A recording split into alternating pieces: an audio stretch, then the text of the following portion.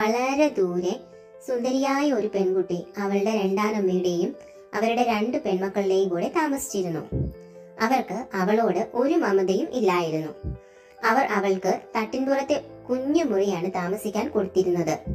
അവിടെ അവൾക്ക് 2 എലികൾ കൂട്ടായി ഉണ്ടായിരുന്നു, ജസ്സും ജാക്കും. അവളുടെ പേര് എല്ല എന്നാണെങ്കിലും രണ്ടാനമ്മയും മക്കളും അവളെ സിൻഡ്രല്ല എന്നാണ് വിളിച്ചിരുന്നത്. കാരണം അവളുടെ ഉടുപ്പിൽ എപ്പോഴും കരിയും ചാരവും ഉണ്ടായിരിക്കും. എല്ലാവരോടും വളരെ സ്നേഹവും ദയയും ഉള്ളവളായിരുന്നു സിൻഡ്രല്ല. പക്ഷികളോടും പൂക്കളോടും ഒക്കെ അവൾ സംസാരിക്കുമായിരുന്നു. ആ വീട്ടിലെ എല്ലാ ജോലികളും സിൻഡ്രല്ല ഒറ്റയ്ക്കാണ് ചെയ്തിരുന്നത്. അവർക്ക് ഭക്ഷണം പാകം ചെയ്യുക, വീട് വൃത്തിയാക്കുക, തുന്നൽ ജോലി എല്ലാം അവൾ ഒറ്റയ്ക്ക് ചെയ്തിരുന്നു. അവസരം കിട്ടുമ്പോഴൊക്കെ രണ്ടാനമ്മയും മക്കളും അവളോട് വഴക്കുണ്ടാക്കുകയും ദേഷ്യപ്പെടുകയും ചെയ്യും. അവൾക്ക് ജോലി കൊടുക്കുന്നതിൽ അവർ സന്തോഷിച്ചിരുന്നു. കൂടുതൽ ജോലികൾ സിൻഡ്രല്ലയെ കൊണ്ട് ചെയ്യിപ്പിക്കുന്നതിൽ അവർ ആനന്ദിച്ചിരുന്നു. അവൾ എല്ലാ ജോലിയും ഒരു പരാതിയുമില്ലാതെ ചെയ്തു പോന്നു. ഒരു ദിവസം രാവിലെ രാജാവിന്റെ ദൂതന്മാർ കുതിരപ്പുറത്ത് വന്ന് രാജാവ് രാജ്ഞിയും രാജ്യത്തെ എല്ലാ കന്യകമാരെയും ഒരു രാജകീയ വിരുന്നിലേക്ക് ക്ഷണിച്ചതായി അറിയിച്ചു. രാജകുമാരന് സുന്ദരിയായ വധുവിനെ കണ്ടെത്തുകയായിരുന്നു ലക്ഷ്യം. ഈ വാർത്തയിൽ ആ യുവതികൾ സന്തോഷത്തിലായി. അങ്ങനെ അവർ ഏറ്റവും നല്ല ഉടുപ്പുകൾ ഇടുവാൻ തീരുമാനിച്ചു. അങ്ങനെ സിൻഡ്രല്ലയെ രണ്ടാനമ്മ മക്കൾക്കുള്ള ഉടുപ്പുകൾ നല്ല ഭംഗിയിൽ തയ്പ്പിച്ചെടുത്തു. അവൾക്കും ആ വിരുന്നിലേക്ക് പോകണമെന്നുണ്ടായിരുന്നു. പക്ഷേ അവളുടെ ജോലികൾ കാരണം അവൾക്കുള്ള ഉടുപ്പ് തുന്നുവാൻ സമയം കിട്ടിയില്ല. അങ്ങനെ അവളുടെ അമ്മയുടെ ഒരു ഉടുപ്പ് പഴയ പെട്ടിയിൽ നിന്ന് അവൾക്ക് കിട്ടി. അതിട്ടുകൊണ്ട് പോകാൻ അവൾ തീരുമാനിച്ചു. അങ്ങനെ ആ ദിവസം വന്നെത്തി. രണ്ടാനമ്മയും മക്കളും പോകാൻ തയ്യാറായി. അപ്പോൾ സിൻഡ്രല്ലയും പോകാൻ തയ്യാറാകാൻ മുറിയിലെത്തിയപ്പോൾ അത്ഭുതപ്പെട്ടു പോയി. അവളുടെ കൂട്ടുകാരായ ജസ്സും ജാക്കും പക്ഷികളും ചേർന്ന് അവളുടെ അമ്മയുടെ ഉടുപ്പ് മുത്തുകളും റിബണുകളും കൊണ്ട് വളരെ മനോഹരമാക്കിയിരുന്നു. അവൾ ആ ഉടുപ്പ് ധരിച്ച് അവരുടെ കൂടെ പോകാൻ എത്തി. അവളെ കണ്ട് അവർ അമ്പരന്നു. അത്രയും ഭംഗിയായി അവർ അവളെ കണ്ടിട്ടില്ലായിരുന്നു. അവർക്ക് ദേഷ്യം വന്നു. അവർ അവളുടെ ഉടുപ്പ് വലിച്ചു കീറി. അവളോട് ദേഷ്യപ്പെട്ടു.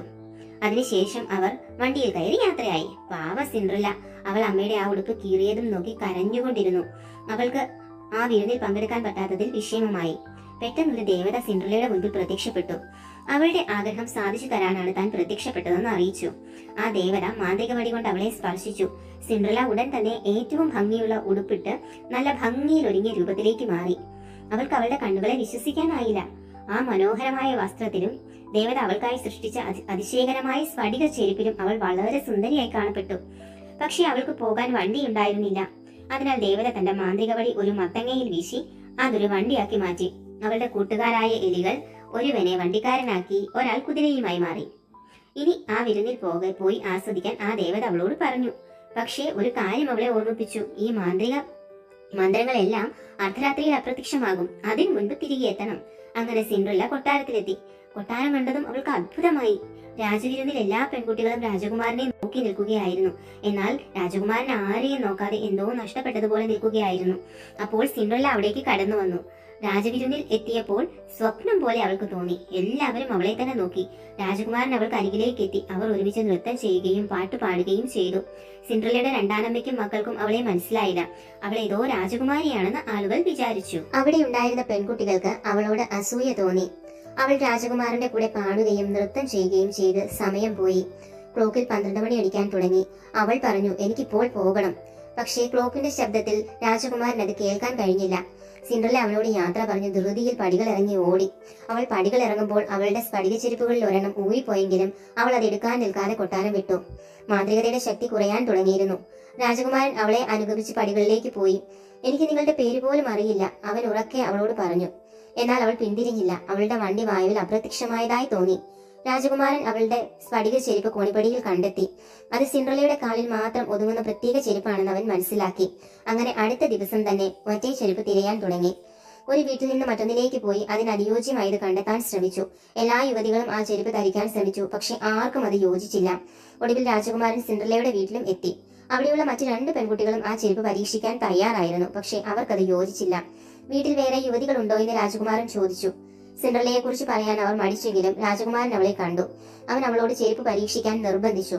സിൻഡ്രല്ലയുടെ കാലിന് അത് തികച്ചും അനുയോജ്യമാണെന്ന് അവൻ മനസ്സിലാക്കി. തന്റെ പ്രണയം കണ്ടെത്തിയതിൽ രാജകുമാരൻ അതിയായ സന്തോഷത്തിലായി. അവളുടെ തലമുടിയിലെ ചുളിവുകളും ഉടുപ്പും കാര്യമാക്കാതെ അവളുടെ കണ്ണുകളിലേക്ക് നോക്കി, ഞാൻ നിന്നെ കണ്ടെത്തി, അവൻ പറഞ്ഞു. രാജകുമാരൻ സിൻഡ്രല്ലയെ കൂടെ കൂട്ടി. അവളുടെ രണ്ടാനമ്മയ്ക്കും സഹോദരിമാർക്കും ദേഷ്യം സഹിക്കാനായില്ല. ജസ്സും ജായ്ക്കും വളരെ സന്തോഷിച്ചു. രാജകുമാരൻ സിൻഡ്രല്ലയെ വിവാഹം കഴിച്ചവർ കൊട്ടാരത്തിൽ സന്തോഷത്തോടെ ജീവിച്ചു. നല്ല ആളുകൾക്ക് എല്ലായ്പ്പോഴും ശരിയായ സമയത്ത് പ്രതിഫലം ലഭിക്കും. Thank you.